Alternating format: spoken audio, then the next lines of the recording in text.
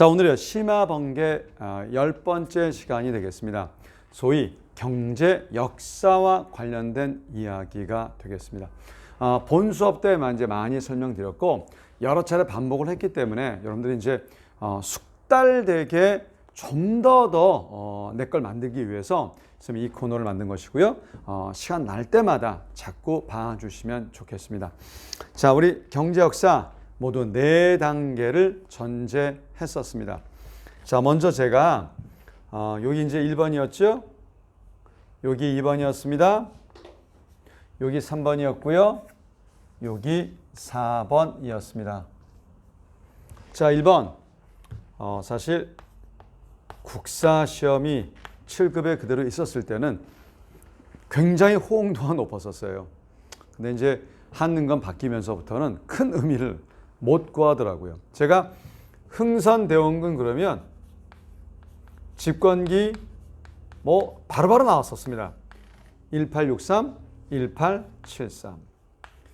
자, 이때 미국은 특히 1860년 초반에 남북전쟁에서 북부가 승리함으로써 이후 6, 70년을 미국이 초고속 성장하는데 가장 중요한 디딤돌 역할을 하게 합니다.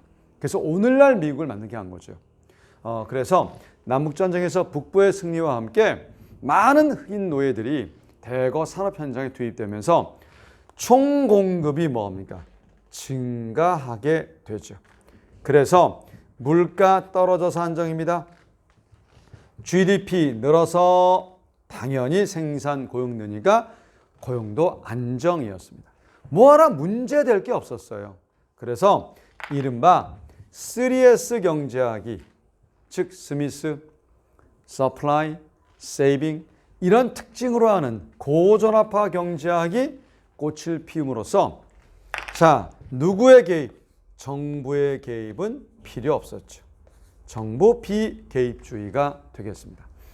자, 그런데 이러한 고속성장 기반을 마련한 뒤에 6, 70년 이후에 세계 대공황이라고 하는 새로운 상황을 맞이하게 됐습니다.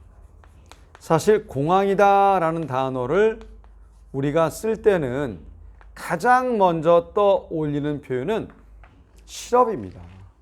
그래서 물가는 떨어져서 안정인데 GDP가 줄므로써 생산, 고용이 줄어요. 그러면 생산과 고용이 준다는 것은 실업이 문제가 된다는 것을 의미하는 것이었었죠. 근데 원래 물가가 떨어지면 전 시대는 GDP 늘어서 실업이 미미했던데 지금은 실업이 증가하는 그런 사태를 맞이하게 됩니다. 자, 이런 현상에 대해서 공급 측면으로는 설명할 수가 없었다라고 했죠. 자, 드디어 존 메이너드 케인즈의 시대가 열리게 되죠. 뭐라 했습니까? 자, 이것은 분명히 수요가 특히 유효 수요가 부족해서 생겼다. 유효 수요란 사고 싶을 때 언제든 살 수 있는 수요. 이게 부족하다 보니까 즉 총수요가 감소해서 물가 떨어지고 GDP가 주는 이런 사태가 벌어진 것이다. 자, 이거를 막는 방법은 결국 뭐요? 정부의 적극적 개입이 필요하다라고 이야기했다고 그랬습니다. 자, 이러자 우리 고전학파에서는 어떤 공격을 하게 되느냐? 아니, 너처럼 이렇게 자꾸 개입하면 단기적으로 좋을지 모르지만 장기에는 안 좋아하신다. 차라리 단기적으로 좀 힘들더라도 그대로 두게 되면 장기에 좋아하시게 된다. 이런 주장을 했다고 그랬었어요. 그런데 이 주장에 대해서 케인즈가 다 수용했다고 했죠. 맞다. 근데 너희들이 말하는 좋아진다는 장기, 우리 모두 주가 없다면 무슨 의미가 있겠는가? 이런 의미로 결국은 케인즈 경제학이 뿌리를 내리게 되는 계기를 마련하게 됩니다. 자, 그래서 우리 세 번째로 1950년대 후반의 상황을 맞이하게 됩니다. 사실 세계사 공부를 조금이라도 좀 했다고 한다면 2차 세계대전 이후에 유럽이든 아시아든 신생 독립국이 굉장히 많이 나오게 됐었습니다. 자, 그러면서 정부 지출이 증가할 수밖에 없었죠. 그래서 AD가 뭐 하게 됩니까? 증가하게 됐었습니다. 그래서 우리 케인즈학파 쪽에서는 AD 증가로 물가 뛰고 GDP가 증가하는 이런 현상을 설명하려 했습니다. GDP 증가는 고용 생산 느니까 실업은 줄겠죠. 하지만 물가가 뛴으로써 인플레이션이라는 것이 문제가 되게 된 겁니다. 그럼 인플레 물가를 잡기 위해서 케인즈 경제학이 추구했던 방향은 늘린 거 줄여라. 긴축 정책을 이야기하게 됩니다. 자, 그런데 이때 우리 밀턴 프리드만으로 대표되는 통화주의 경제학에서는 분명히 총수요 증가라고 하는 총론 차원에서는 수용하지만 강론 차원에서는 정부 지출 G가 증가해서 된 것이 아니라 과도한 정부의 M 증가, 통화량 증가로 인해서 AD가 증가해서 이런 일이 생겼다라고 주장을 하게 됩니다. 자, 그런데 대책은요, 바로 준칙주의였었죠. 규칙을 준수하자. 성장에 맞게끔 돈을 뿌리는 것이지 마구마구 뿌리다 보니까 결국 물가를 상승시키는 결론을 초래하게 됐다라고 했었습니다. 사실 이 이론에 대해서 당시 케인즈학파가 승리하게 되는데 결정적 계기는 50년대 후반에 나온 소위 필립스 곡선이 기여한 바가 크다고 했었습니다. 이 필립스 곡선에서 연구의 데이터를 가지고 만든 필립스 곡선에 의하면 적어도 정부가 하나 정도는 잘 잡을 수 있다. 정부 정책 효과가 있음을 입증해 줌으로써 결국 케인즈학파는 날개를 단 꼴이 돼서 이후 계속 케인즈학파가 잘 나가게 된 거죠. 그래서 우리 세 번째 파트에서도 역시 케인즈 경제학이 계속 잘 나가는 모습을 볼 수가 있겠습니다. 자, 그런데 우리 마지막 네 번째에서 70년대 석유 파동을 만나게 됩니다. 자, 석유 파동이 뭐냐? 70년대 중동에서 많은 아랍국들이 요 이스라엘과의 싸움에서 계속 지니까 그 원인 분석을 해보니까 이스라엘을 미국, 영국 등의 선진국들이 도와주고 있음을 알게 됐고요. 하지만 그네들과 싸울 수가 없지 않습니까? 그래서 자기네들이 갖고 있는 석유, 이 원유를 무기화함으로써, 즉 오펙 기구라고 하는 석유 수출국 기구를 만들어서 원유 생산량을 급감시켜 버립니다. 수요는 많은데 공급이 줄었으니 유가는 폭등할 수밖에 없었죠. 이런 걸 우리가 소위 70년대 석유 파동이다라고 부른다라고 했었죠. 자, 그런데 사실 70년 초반까지만 해도 경기가 나쁘지 않았었어요. 그런데 이게 70년 초반 약간 지나면서 세계 경기가 급냉하게 되고 실업이 느는 그런 사태가 벌어짐으로써 세계 대공황만큼은 아니지만 경기가 안 좋아질 조짐을 보이게 된 겁니다. 자, 이때 많은 나라가 이 실업을 잡겠다고 그래서 돈을 막 뿌리게 돼요. 자, 그런데 돈을 뿌렸지만 실업은 잡기는커녕 물가만 뛰는, 또 실업은 계속 크는 두 가지 토끼가 다 난리가 나는 초유의 사태가 벌어지게 된 겁니다. 자, 이때 케인즈학파는 이 현상을 어떻게 분석했느냐? 물가가 뛰고 GDP 줄어서 실업이 느는 이 초유의 사태, 인플레도 문제예요. 실업도 문제예요. 다 문제입니다. 원래 물가 뛰면 GDP 늘어서 실업은 좀 낮아야 되고, 또 실업이 만약에 늘면 물가는 낮아야 되는 건데 두 마리가 다 난리가 난 겁니다. 이걸 우리는 뭐라 불렀습니까?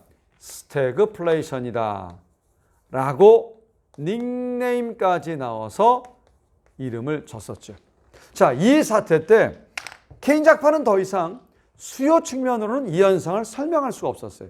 그래서 뭐라고 케인즈학파에서 원인 진단을 했느냐? 이거 석유 파동에 의한 유가가 폭등하면서, 그래서 AS 곡선이 충격받아서 감소해서 생긴 것이다 라고 이야기를 했죠. 자, 그러면서 대책은 지금 유가 급등 등의 생산 비용이 늘어서 된 거니까 비용 절감을 위해서 근로자 여러분들 제발 임금을 좀 동결합시다.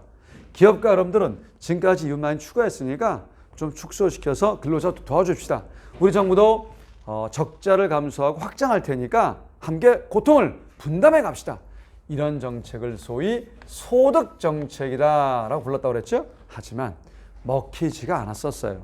자, 이때 밀턴 프리드만 등의 통화주의는 어떤 진단과 대책을 내놨느냐.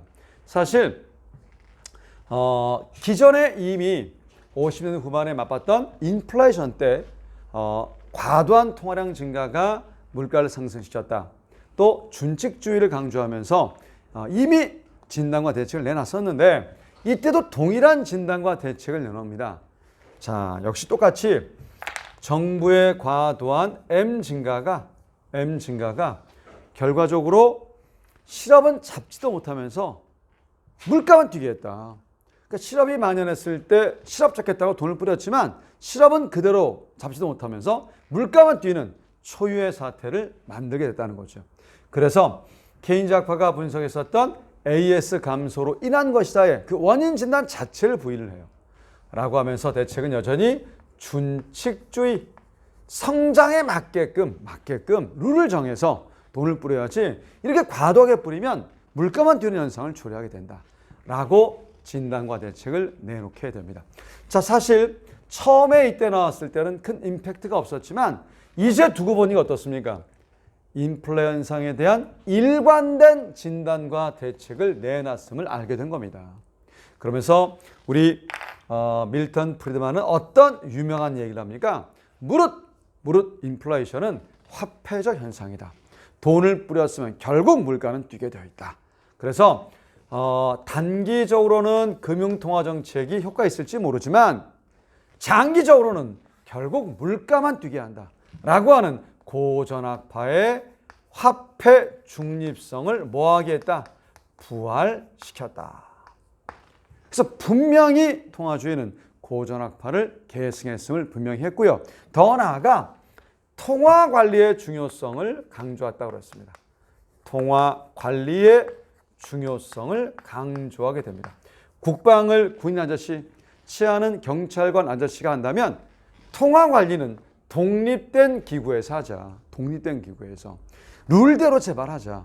라고 하는 그런 의미에서 학파 이름이 모니터리스트, 통화주의다 라고 한다고 그랬죠. 그래서 제가 늘 말씀드립니다. 거시에서 첫 번째 정복해야 될 두 가지 산맥. 자, 고전학파를 통화주의가 계승했다고 하는데 도대체 어떤 이유 때문이냐? 비록 단기에는 통화정책 효과 있을지 모르지만 장기에는 물가만 뛰게 하는 화폐의 중립성을 부활시킴으로써 고전학파 계승을 분명히 했고요. 그러면서 통화관리의 중요성을 강조함으로써 학파 이름이 모니터리스트다라고 한다고 했었습니다. 자, 우리 짧지만 이 이후에 저도 2008년 미국발 외환위기 있기 전까지는 이 통화주의를 계승한 새고전학파가 승승장구하게 되었죠. 하지만 이제 최근의 학파 흐름은 우리 시험과는 큰 의미가 없기 때문에 이 정도 하시면 경제 역사 정리가 되셨으리라 믿습니다. 자, 무한 반복만이 실력 향상에 도움이 된다는 거 아시죠? 예, 저는 다음 주 11차 때 뵙도록 하겠습니다.